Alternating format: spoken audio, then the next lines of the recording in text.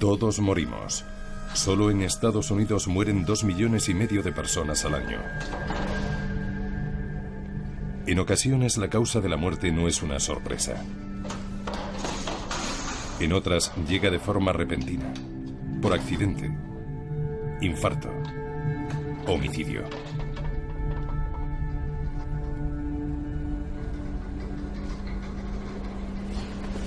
Hay especialistas médicos cuyo trabajo consiste en averiguar cómo y por qué muere una persona.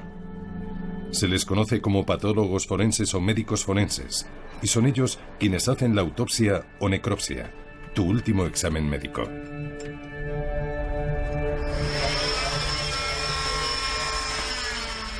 La doctora Marcela Fierro es uno de los principales médicos forenses de Estados Unidos. Cuando trataba con pacientes vivos, hablaba con ellos. Cuando trato con pacientes muertos, también hablo con ellos. Pero ellos no contestan. Ellos me contestan con evidencias físicas y con su patología. Les digo, cuéntame tu historia. Mientras los disecciona. Eso no lo pienso. Pienso que estoy examinando sus tejidos, sus lesiones. Yo hago la autopsia y ellos me cuentan su historia. Los médicos forenses como Fierro determinan la causa de la muerte. ¿Fue una muerte natural, un accidente, un homicidio o un suicidio? No se necesita ser un genio de la medicina para saber si alguien recibió un golpe en la cabeza o un disparo, pero sí una pericia especial para calcular la distancia. ¿Es su brazo lo bastante largo para hacerlo? ¿Hay algo en su cuerpo que pudiera predisponerle a la depresión? ¿Tiene marcas defensivas? Es una materia compleja. No se aprende en una semana. Y hay que estar entrenado para saber qué hay que buscar y qué analizar. ¿Y qué preguntar? Porque si una muerte no se considera sospechosa y se califica como natural, la víctima será enterrada o incinerada, independientemente de los deseos de la familia, y nunca volverá a ser investigada. La élite de los detectives de la muerte ha inspirado a la ficción popular. Patricia Cornwell se inspiró en ella para crear a Kay Scarpetta, protagonista de sus novelas policíacas. ¿Ese es usted? ¿Soy rubia, con ojos azules y peso 55 kilos? Me niego a contestar.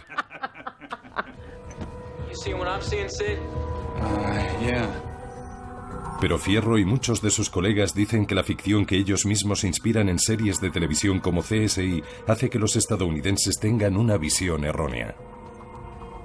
Mucha gente que ve CSI en la televisión piensa que así es como funciona realmente.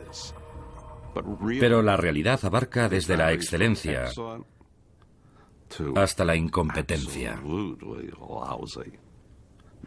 A veces te enfrentas a un caso como forense y piensas, vaya, no hay base científica para esta decisión. Es una completa chapuza. Luego los familiares leen el informe presentado en un buen papel y con un sello oficial y piensan, supongo que saben lo que hacen. Dice que todos los días hacen chapuzas. Afirmo que en este país muchas agencias legales y médicas producen basura, sí. Hola. ¿Puedo ayudarle? Creo que mi mujer se ha suicidado. ¿Dónde está? Está tirada afuera. Está muerta. En el condado de Sonoma, al norte de San Francisco, alguien llama al 911. No lo puedo creer. Un marido informa de que su esposa se ha suicidado.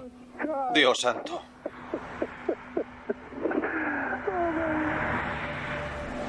Chris Reynolds, un investigador privado, trabaja en ese caso contratado por el abogado del marido. Nuestro cliente encontró a su esposa muerta. Estaba tumbada boca abajo sobre un balde de agua. Él la levantó e intentó reanimarla. Normalmente cuando aparece una esposa muerta, el marido es el primer sospechoso. Y eso fue justo lo que pasó en este caso. El sheriff del condado pidió una autopsia para determinar si se trataba o no de un homicidio. En el condado de Sonoma, las autopsias las realiza la empresa privada Grupo Médico Forense.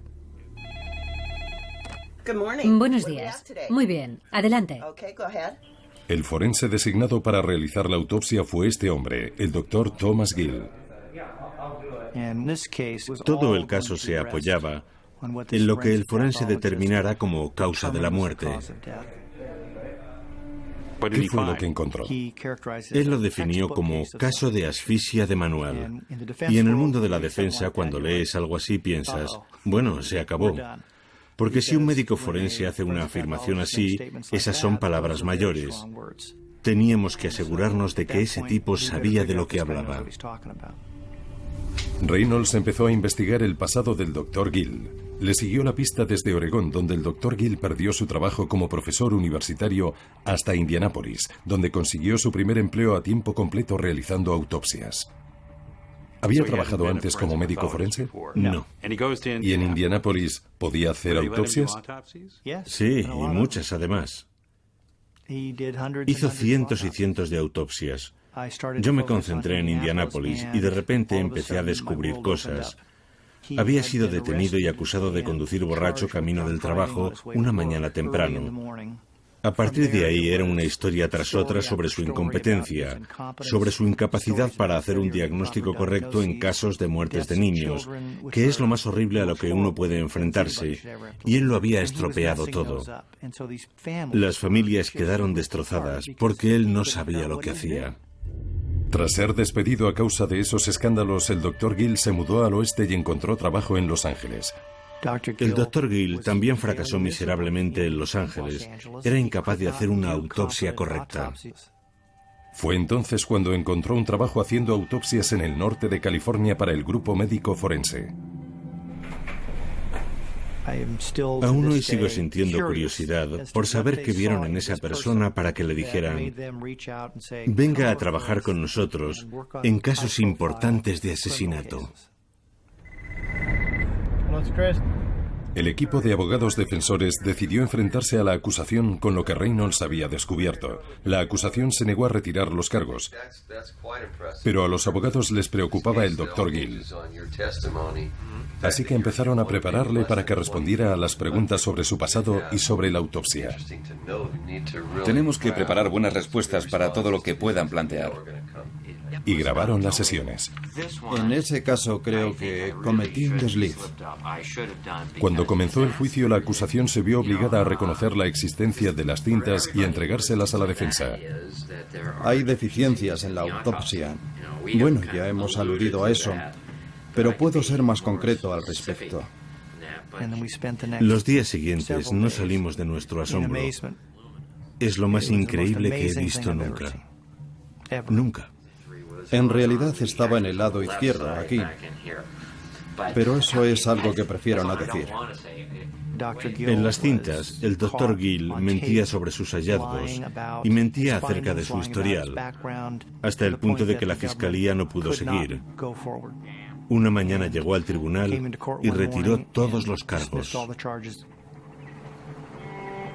Pero en los archivos oficiales aquella muerte sigue constando como homicidio, por lo que la comunidad desconoce aún qué fue lo que pasó realmente. ¿Es posible que escapara el culpable? No lo creo. No hay ningún signo clásico de muerte por asfixia, y me parece muy triste que la comunidad tenga que seguir preguntándose, ¿lo hizo o no? Y todo por una autopsia incompetente. Absolutamente incompetente, sí.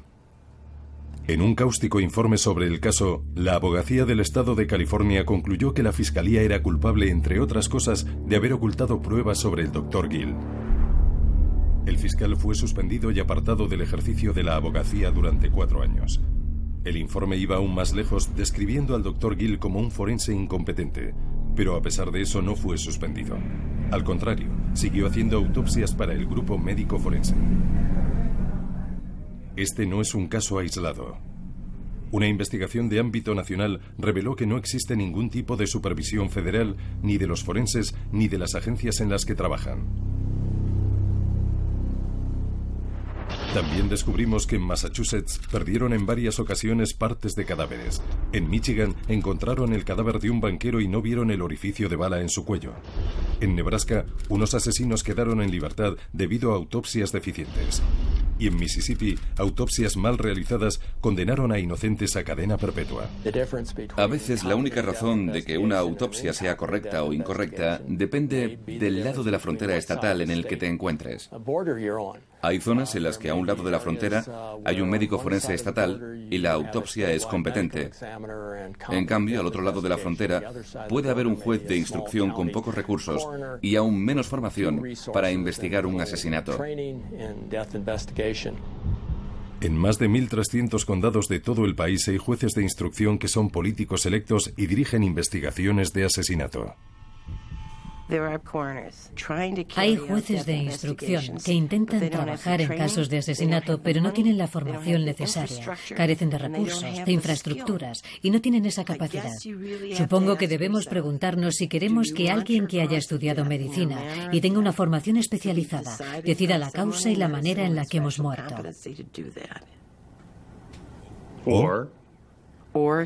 O arriesgarnos.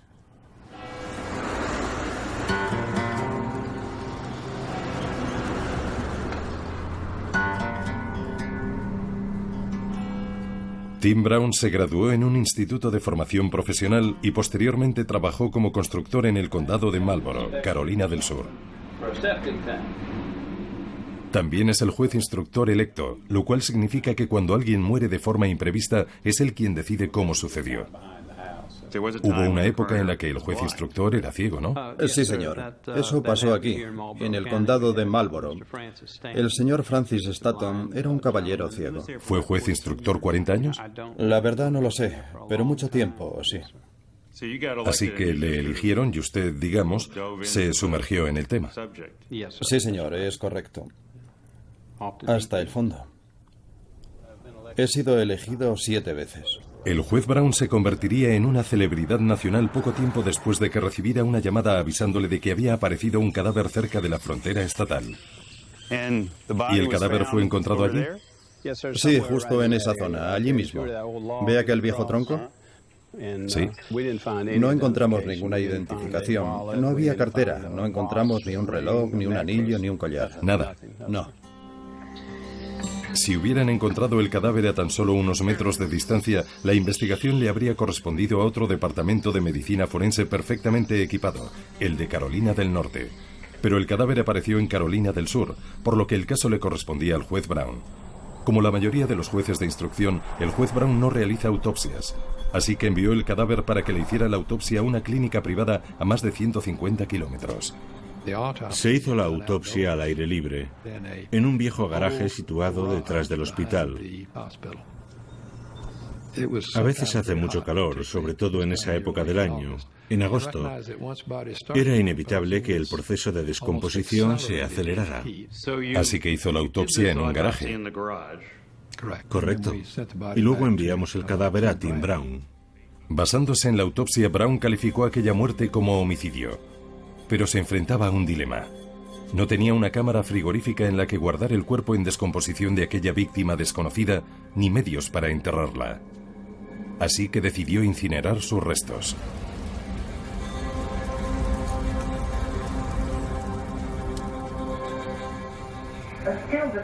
Esta noche hablaremos de la historia aún sin aclarar del padre de la estrella del baloncesto Michael Jordan. James Jordan desapareció hace 3 semanas.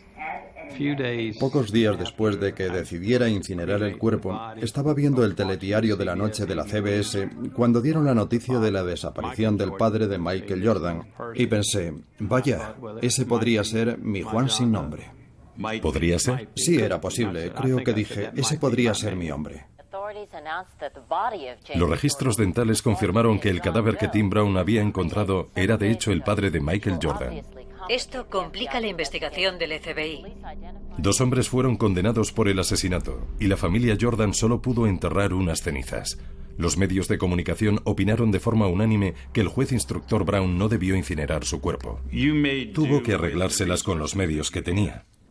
Lo hice, sí, y sigo pensando que la decisión que tomé fue profesional. Mucha gente opina que a causa de este incidente cambiaron las cosas. Bueno, se puede atribuir a este incidente, de eso no hay ninguna duda. ¿Han cambiado los requisitos para ser juez instructor? La verdad, yo no puedo hablar de eso porque los cambios a mí no me afectan. Aún hoy, los jueces de instrucción de Carolina del Sur siguen teniendo un acceso limitado a cámaras frigoríficas. Pero existen nuevas exigencias para poder convertirse en juez.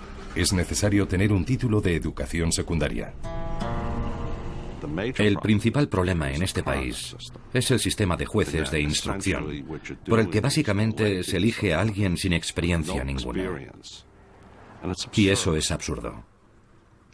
¿En cuántas ocasiones cree que la gente que va a votar piensa: mi candidato es el señor Jones porque es un buen juez de instrucción? En algunas comunidades podrías presentar a un muerto para juez de instrucción y saldría elegido si tuviera los apoyos necesarios. Conocí por primera vez a un juez de instrucción electo hace casi 20 años, cuando cubría las noticias sobre crímenes y violencia en el Departamento de Policía de Nueva Orleans. Entonces el juez de instrucción de Nueva Orleans era el Dr. Frank Minjard, un tocólogo. 20 años después, el Dr. Jazz, como también es conocido, sigue en su puesto. Es el juez de instrucción con más años de servicio de Estados Unidos.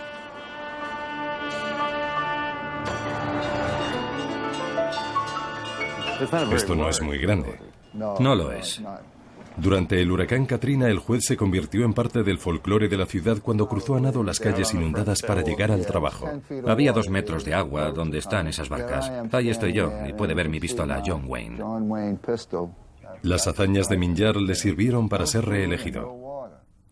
Usted es el juez de instrucción electo. Sí. ¿En cuántas ocasiones ha sido elegido? En 10. ¿10? 10 veces por 4 años. Entonces es un político. No me llame político. Yo no me considero un político. Me considero más bien un servidor público. Pero usted no es médico forense. No. Yo ejercía como tocólogo antes de convertirme en juez de instrucción. Tengo a 5 médicos forenses a mis órdenes. Pero es el juez Minjard quien interpreta los hallazgos de sus forenses y quien decide si la muerte es o no un homicidio. Algunas de sus decisiones han sido muy controvertidas. Por ejemplo, en el caso de Adolph Archie. Alerta roja, agente herido. Agente herido. Hace 20 años, Adolph Archie huyó tras matar a un policía. El sospechoso huye a pie en dirección a Chart. Cuando la policía cogió a Archie, por la radio se oyó un terrible mensaje. ¡Matad a ese! Se está grabando todo, ¿sabes? ¡Matad a ese! A la mañana siguiente, Adolph Archie estaba muerto. Según la autopsia realizada en la oficina del juez de instrucción Minjard, Adolph Archie tenía el cráneo fracturado, una costilla rota, los pulmones encharcados de sangre, golpes en los labios y otras heridas típicas en alguien que ha muerto a causa de una paliza brutal. Pero en un primer momento, el juez de instrucción Minjard dejó la causa de la muerte en blanco. Más tarde, diría públicamente que Archie había muerto a causa de una caída accidental. En numerosos casos se le acusa de ponerse siempre de parte de las fuerzas del orden. Correcto, sí. Incluso un agente de policía implicado en uno de los casos más famosos era amigo suyo. Sí. El caso Adolph Archie. Adolph Archie, sí. Usted dictaminó que la causa de la muerte era indeterminada cuando se encontraba bajo custodia de la policía. Sí, ¿y qué? Pero muy violenta. Sí, ¿y qué tiene eso de malo si es la verdad? Tras el escándalo que se formó con su calificación de la muerte de Archie como accidental, Minjard la cambió por la de homicidio, pero continuó afirmando públicamente que había sido una muerte accidental. Con las evidencias médicas cuestionadas, no se presentó cargo alguno contra los agentes de la policía implicados. Aquel incidente marcó un hito en esta ciudad. Yo tenía la impresión de que en esta comunidad podían matar a Adolph Archie de una paliza brutal a plena luz del día y no pasaría nada. De esta manera se enviaba a la comunidad un mensaje extremadamente pernicioso. Todo vale. Algo que resultó ser cierto tras las secuelas del huracán Katrina, cuando la policía de Nueva Orleans perdió el control. Cuando se descubrió el cadáver de Henry Glover en un coche quemado, todas las evidencias apuntaban a que los responsables de su muerte eran agentes de policía. Pero el juez instructor Minjard no calificó esta muerte como homicidio, por lo que no hubo ninguna investigación sobre el crimen. ¿Un cuerpo quemado dentro de un coche quemado? Para empezar, ¿detrás de la comisaría? Bueno, mírelo así. Y ahora mírelo desde mi punto de vista. No lo sabemos. Es imposible que yo pueda asegurar que fue un asesinato. Es imposible saber cómo murió aquel hombre. Pero el año pasado una investigación federal extraordinaria descubrió que la muerte de Henry Globed había sido de hecho un homicidio, y un agente de la policía de Nueva Orleans fue condenado por el asesinato.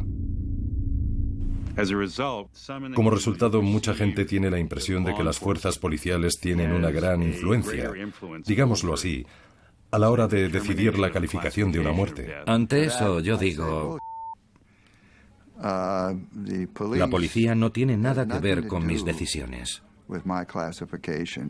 Nos hemos enfrentado a la policía y al fiscal del distrito, y siempre salimos en el Palacio de la Verdad. Recuerde eso siempre. El Palacio de la Verdad. La cuestión es que lo único que buscamos es la verdad. Siempre buscamos la verdad. No nos importa quién gane o quién pierda. Pero hemos encontrado nuevos casos que revelan grietas en el Palacio de la Verdad del juez instructor Minjar, como el caso de Kane Miseli. La madrugada del 4 de enero de 2009, Kane Miseli, de 43 años, acudió a urgencias del centro médico Tulane, aquejada por un ataque severo de asma. Cuando el personal médico intentó darle el alta a pesar de que le costaba respirar, Kane, que tenía antecedentes de problemas psiquiátricos, se resistió, y el hospital llamó a la policía. La policía la trajo aquí al ala de psiquiatría de la cárcel dirigida por el sheriff. A pesar de su ataque de asma, los guardias la inmovilizaron tumbándola en la cama de la celda y atándola con 5 correas. Según el registro del mismo centro de detención, Kane dijo a los guardias que no podía respirar. Ella intentó zafarse y casi lo consiguió. Entonces 4 guardias la redujeron. Solo cuando no pudieron encontrarle el pulso avisaron a la ambulancia que llevaría a Kane urgentemente al hospital. Fue entonces cuando llamaron a Mike, su padre. Fuimos allí tan rápido como pudimos. El médico nos dijo que no había ninguna esperanza. Entonces nos quedamos solos y hablamos. Decidimos desconectarla del respirador. Y en cuanto la desconectaron, dejó de respirar. Su corazón tardó unos 5 minutos en apagarse lentamente. Cuando Kane murió, 2 médicos del hospital le dijeron a Mike Miseli que querían hablar con él en privado. 2 médicos nos llevaron a otra habitación y cerraron la puerta. Nos invitaron a sentarnos. Me miraron a los ojos y me dijeron: Señor Miseli, tiene que hacer que esto se investigue. Esto no debería haber pasado. Algo está mal. El cadáver de Kane Miseli fue enviado a la oficina del juez de instrucción Minjar, donde decidieron que se le practicara una autopsia, para la cual fue designado un médico forense veterano, el Dr. Paul McGarry, la misma persona que realizó la autopsia del caso de la muerte de Adolph Archie y de otros polémicos casos. El Dr. McGarry encontró marcas de pinchazos en el brazo de Kane Miseli, y a pesar del hecho de que los análisis no encontraron restos de drogas en su sangre, informó de que la causa de la muerte había sido una sobredosis. El juez de instrucción Minjar clasificó el caso como muerte accidental. Para Mike Miseli eso solo significaba una cosa: encubrimiento. Así que decidió investigarlo. Sí. ¿Era grave su caso de asma? Miseli se dirigió a Mary Howell, una abogada que había investigado otras muertes en las que la policía de Nueva Orleans había estado implicada. E intenta minimizar todo lo relacionado con el asma. El Dr. McGarry ha trabajado muchos años para el Dr. Minjar. ¿Sus autopsias, sus conclusiones, son un problema al que se enfrenta habitualmente? Sí, así es.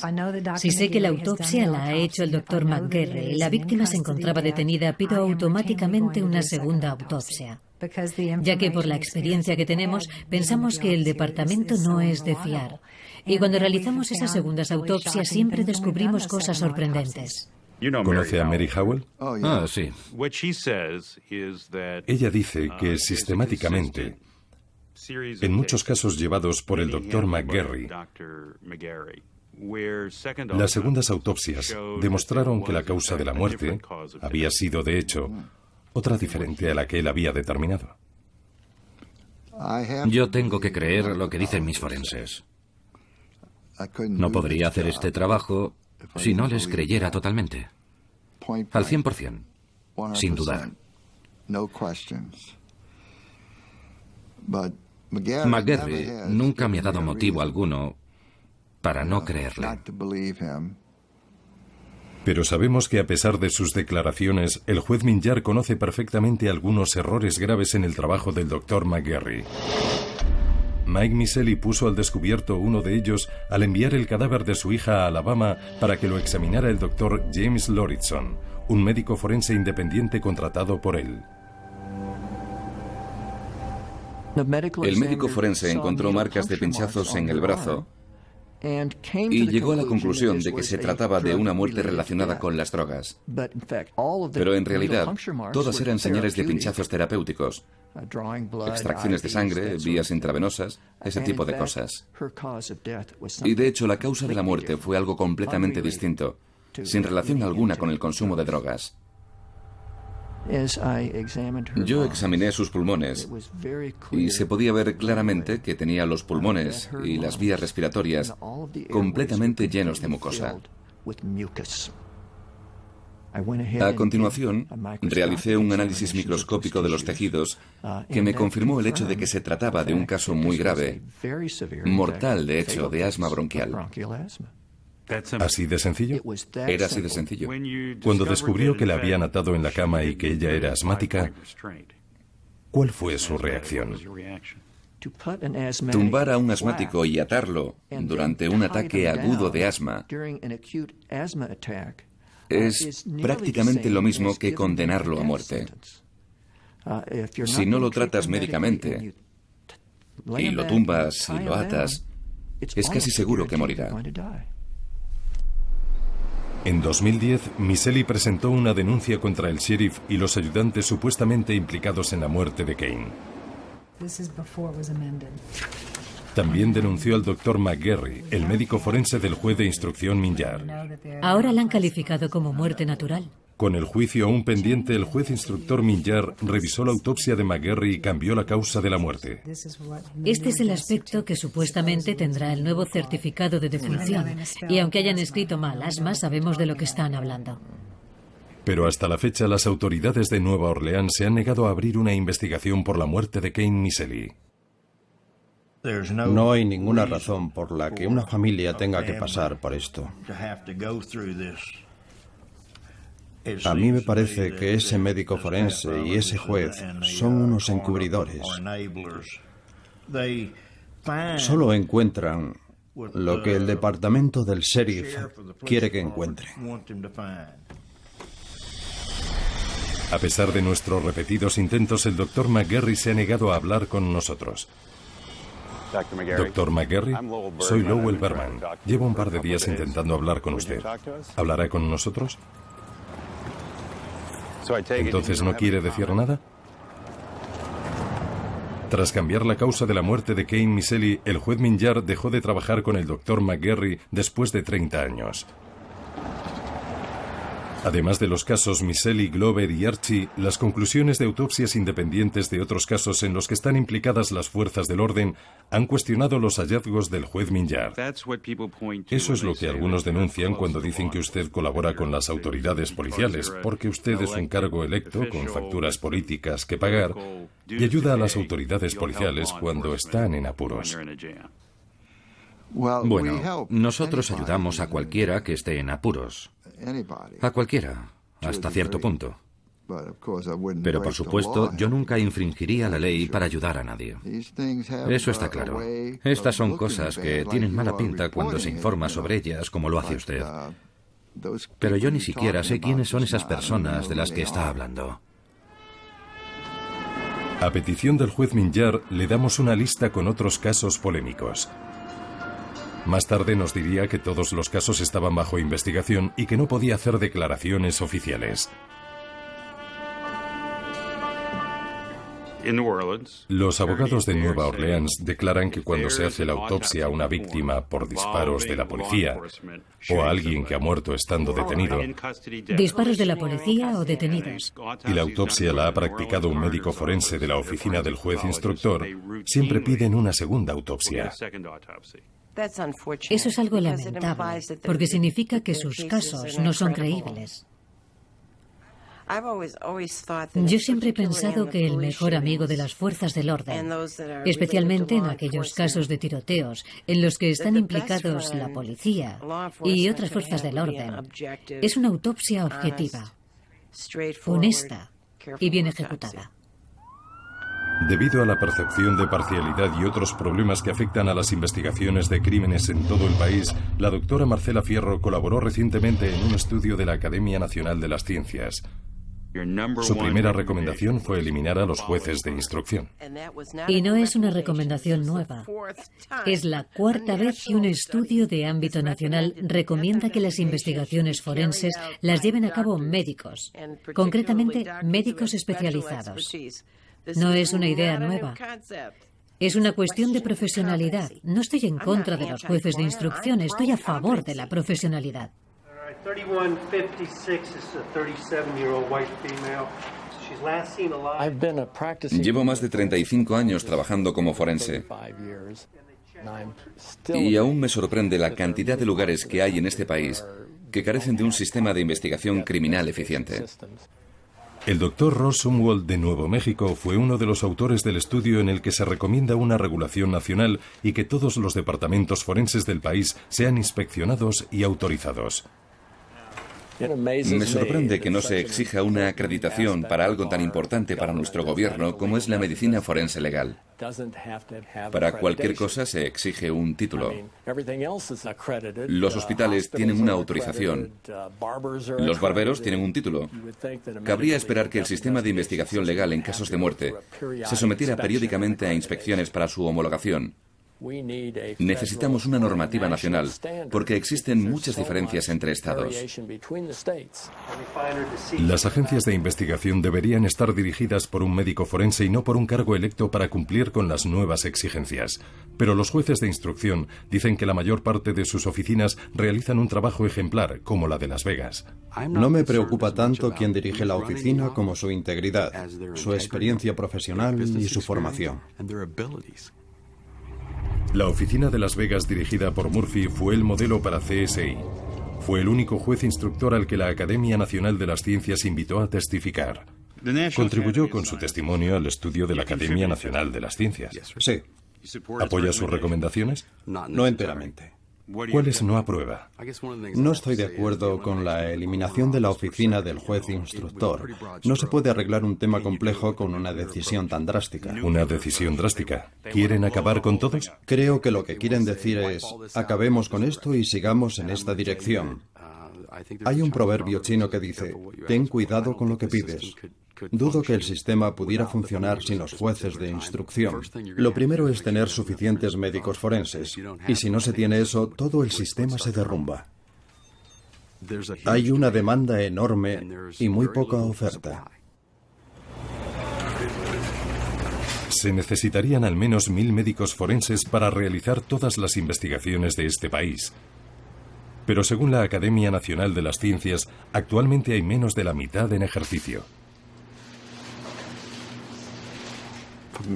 Durante muchos años, la financiación del sistema médico legal ha sido tan pobre que los sueldos no eran competitivos y las instalaciones eran pésimas. Según una investigación realizada hace unos años, el 10% de las oficinas no tenían un aparato de rayos X. Piénselo bien. Los rayos X son un aparato del siglo XIX. Un instrumento médico. ¿Y esas oficinas no tienen rayos X? Lo que quiero decir es que con instalaciones malas y salarios bajos no puedes atraer a los profesionales. Para reformar el sistema de investigación legal, según el estudio de la Academia Nacional, se requeriría el apoyo del gobierno federal.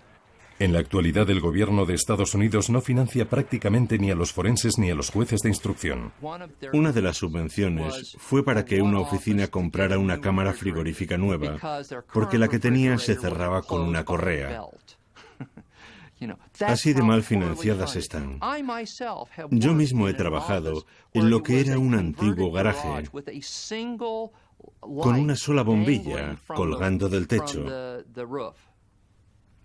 Una sola bombilla sobre mi mesa de autopsias. Hace mucho tiempo que nadie del gobierno federal se ocupa de la medicina forense.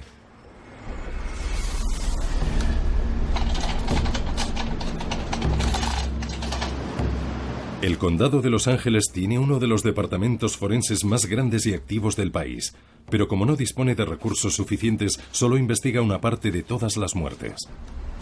Nos ocupamos aproximadamente de 20.000 muertes al año, pero solo es un pequeño porcentaje de todas las que se producen en el condado de Los Ángeles. Probablemente cada año hay entre 60 y 70.000 muertes. De forma que solo investigan 1 de cada 3 casos de muerte cada año. Correcto. De hecho, hay muchos homicidios de los que no tienen constancia. Correcto. Cuando solo ves 1 de cada 3 casos, las probabilidades de que se te escape un homicidio son muy altas. No tengo personal ni recursos suficientes para investigarlas, para responder de todas esas muertes. Apenas puedo con las que tengo ahora. Uno de los grupos de personas menos susceptibles de ser investigados es también uno de los más vulnerables, el de los ancianos. Tendemos a creer que solo porque alguien sea mayor, tiene que morir a causa de una enfermedad relacionada con la edad, a diferencia del resto. Pero, ¿qué es lo que los mata realmente? Hay que tener cautela con los mayores, cuidado. No siempre mueren por causas naturales. El 6 de noviembre de 2007 falleció Elmore Kitawer, de 80 años. Vivía aquí, en Silverado, una residencia asistida de alta categoría del condado de Los Ángeles. Según el certificado de defunción, murió por causas naturales. Dejó de respirar y el corazón le falló. Nadie denunció ninguna irregularidad. Es algo así como un código de honor. Me gustaría disponer del personal suficiente para investigar todas las muertes en las residencias. Están plagadas de riesgos potenciales. Pero si algo fuera mal en una de esas residencias, a menos que alguien lo denunciara, habría muchas probabilidades de que el caso pasara desapercibido sin que siquiera lo viera el juez instructor. El señor Kitawer fue enterrado, pero su familia recibió una llamada al día siguiente. Un informante anónimo afirmaba que el cuidador de Silverado lo había golpeado y habría muerto a consecuencia de la paliza. La única forma de saber si eso era verdad era exhumando el cadáver para hacerle una autopsia. Descubrieron multitud de lesiones. Encontraron golpes en la cara, en el pecho, en los brazos. De hecho, recurrimos a un experto en radiología, colaborador de la oficina del juez instructor. El señor Kitawer tenía 28 fracturas en las costillas. Tenía el esternón fracturado, una fractura de la laringe y los dedos rotos. ¿Los dedos rotos? Sí. Y las fracturas de los dedos no se debían a una caída. Estaban aplastados como un ladrillo. La lesión en la laringe tampoco fue producida por una caída. Según el forense, es más probable que fuera producto de la presión al intentar asfixiarle. Con los resultados de la autopsia, el fiscal del distrito citó a los empleados de Silverado que declararon que César Ulloa, uno de los cuidadores, golpeó al señor Kitawer. Una persona vio al señor Ulloa sentado encima del señor Kitawer a horcajadas, pocos días antes de su muerte. Le vieron poniéndole una colcha sobre la cabeza mientras le golpeaba en el tronco y en la cabeza. Por lo que cuenta, parece que los supervisores o alguien más debían saber qué es lo que estaba pasando. Alguien tendría que saberlo. Cuando supimos lo que había sucedido, no lo podíamos creer. Pensábamos que ese cuidador era un trabajador modelo. Había recibido el premio al mejor cuidador del mes. Loren Schuck es el director de Silverado. ¿Dice que la residencia tiene un director médico? Sí. Imagino que hay médicos que visitan a los pacientes. Hay consulta médica y enfermeras tituladas a cualquier hora todos los días de la semana. Considerando el tipo de cuidados que, según usted, hay en Silverado, la atención al paciente y el hecho de que, como dice, haya enfermeras y un director médico, ¿cómo pudieron pasar desapercibidas las heridas en la cara y demás? No había muchas evidencias externas de heridas en el señor Keytower. Él no podía hablar muy bien, así que no pudo contarnos su historia. El certificado de defunción del señor Keytower tampoco contaba su historia, por la sencilla razón de que el médico que firmó su certificado de defunción no era su médico y nunca llegó a ver el cadáver. Eso es legal en California. Se nos escapan cosas porque no tenemos suficiente personal para investigarlas. Y el sistema de alerta, el código de honor ya no funciona. Solo gracias a la autopsia del señor Keytower pudo conocerse la verdad. Y como resultado el señor Ulloa fue condenado por tortura y sentenciado a cadena perpetua. Si no hubiéramos exhumado el cadáver del señor Keytower, no podríamos haber hecho nada. La autopsia llevó a todo lo demás. Una investigación competente no solo conduce a la detención de los criminales, también puede salvar miles de vidas. Los médicos forenses han detectado un ataque terrorista con anthrax, cunas defectuosas que matan bebés y enfermedades infecciosas mortales. Es importante tener un sistema de investigación eficiente y de calidad. De lo contrario, te arriesgas a padecer una epidemia fuera de control o a no identificar riesgos para la comunidad a causa de las toxinas o de la contaminación medioambiental. Creo que la medicina forense es una medida de protección para cualquier comunidad.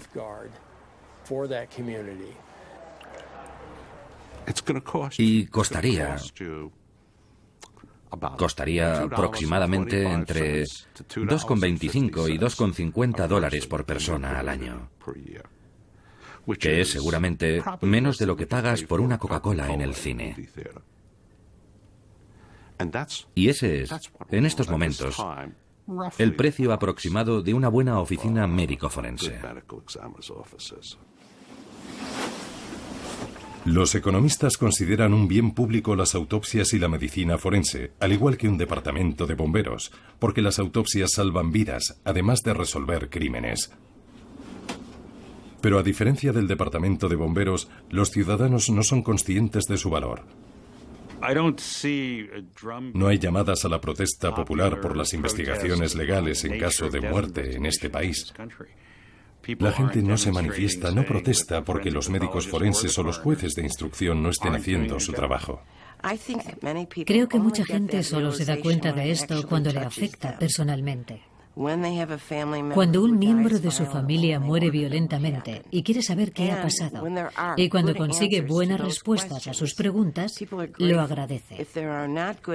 Si no consigue buenas respuestas, no puede ir a ninguna parte a buscarlas. Tiene que conformarse con lo que hay. En ese caso, creo que debí cometer un desliz. ¿Recuerdan al doctor Thomas Gill, que fue preparado para ese caso de asesinato en California y más tarde calificado como médico forense incompetente por la abogacía del estado de California? Un año después del juicio, abandonó California para hacer autopsias en Kansas City, Missouri. El doctor Gill volvió a ser noticia en Kansas City. Una segunda autopsia independiente demostró que un hombre que según él se había suicidado había muerto debido a las heridas sufridas en un accidente de tráfico.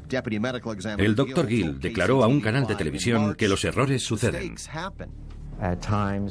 A veces, aunque nos esforzamos, aparece una información nueva que nos obliga a corregir cosas. Finalmente, el Dr. Gill abandonó Kansas City. Fue entonces cuando hizo el movimiento más asombroso de su carrera. Buenos días, oficina del Dr. Gill.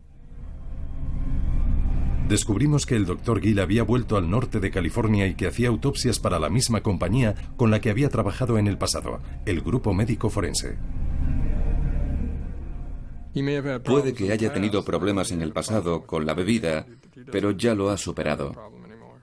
El Dr. Josselson es uno de los propietarios del Grupo Médico Forense. ¿El Dr. Gill es un buen forense? Sí. ¿Y cree que hizo bien su trabajo en el condado de Sonoma? Así lo creo. Se demostró que ese caso se vino abajo en parte porque él fue preparado para dar respuestas falsas en su declaración. Lo sé. ¿No ha leído el informe de la Abogacía del Estado? No, ni siquiera sabía que existiera. ¿Ha visto alguna vez esas cintas? Son de acceso público. Se ve lo que pasaba en aquellas sesiones, los temas que trataban. Me contaron lo que pasó, sí. Pero no las ha visto personalmente. No las he visto. ¿Y Grupo Médico Forense no las ha estudiado? No. Ni los expedientes de Kansas City. No los he estudiado. Así que lo volvieron a contratar, pero no está seguro de por qué. Intento encontrarle sentido. Por lo que nos han contado, no es solo que él no dijera la verdad. En realidad sabía muy bien lo que hacía. Lo único que puedo decir es que cuando le he observado y he leído sus informes, es muy competente y creo que es un buen médico forense. ¿Ustedes tienen algún control de calidad? ¿De alguien controla su trabajo? No todas las jurisdicciones lo hacen, solo algunas lo hacen. ¿En los lugares para los que trabajan alguien controla su trabajo? Sí. Pero no en todos. Exacto. Entonces no existe ningún control. No existe. Si un juez instructor que ha contratado su empresa decidiera que no quiere al Dr. Gill, ¿le enviaría a otra persona? ¿Es así como funciona? Sí. Él ya nunca va a Sonoma. Pero el Grupo Médico Forense hace autopsias para otros 14 condados de California. Y los registros públicos nos permitieron comprobar que el Dr. Gill practicaba autopsias en uno de ellos, el condado de Yolo, cerca de Sacramento. Pese a rechazar numerosas peticiones para entrevistarle, el Dr. Gill nos envió una carta en la que contaba que desde que había regresado a California nadie había cuestionado la calidad de su trabajo. El Grupo Médico Forense trabaja en el norte de California para jueces de instrucción electos que también son sheriffs. El del condado de Yolo es Ed Prieto. ¿Revisa los historiales de los forenses que trabajan aquí? Verificamos sus historiales para asegurarnos de que no tengan antecedentes o que no hayan estado implicados en actividades delictivas. Nos aseguramos de que sus títulos son válidos y de que tengan buenas referencias. Sí, lo hacemos. Porque hemos encontrado el nombre del Dr. Gill y él ha tenido problemas graves por todo Estados Unidos. ¿De verdad? En 2006, tras un caso en el que estuvo implicado en el condado de Sonoma, la Abogacía del Estado concluyó, bueno, le dedican todo un capítulo. Puedo dárselo. Le llama forense incompetente. La primera noticia que tengo. No lo sabía y creo que me ha alertado de algo para lo que dependo siempre de los expertos. Y a veces los expertos no te dan la información correcta. Así que creo que lo investigaré a fondo. Tras la entrevista, el sheriff y juez de instrucción Prieto pidió al Grupo Médico Forense que no volviera a enviar al Dr. Gill al condado de Yolo. Poco después, el Grupo Médico Forense nos envió una carta diciendo que el Dr. Gill ya no trabajaba para ellos porque no había suficiente volumen de trabajo para mantenerlo como trabajador a tiempo completo. Poco antes de la emisión de este programa, el Dr. Gill nos contó que estaba buscando un nuevo trabajo.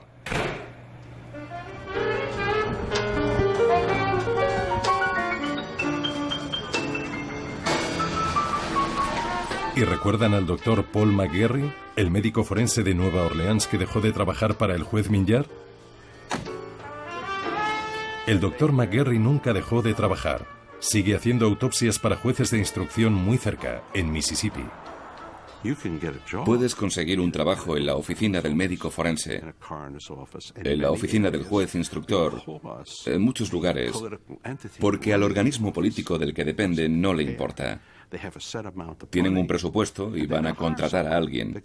Van a cubrir la vacante y si la persona no está cualificada, bueno, es igual. El problema es que los poderosos están satisfechos con los servicios que prestamos. Cuando los poderosos que controlan el dinero están satisfechos con los servicios que les das, no te van a cambiar. Bien, el otro problema es, y quiero que escriba esto en mayúsculas enormes en la pantalla, es que los muertos no votan. Punto. Los muertos no votan. Si los muertos votaran, yo sería elegido gobernador o presidente o algo así.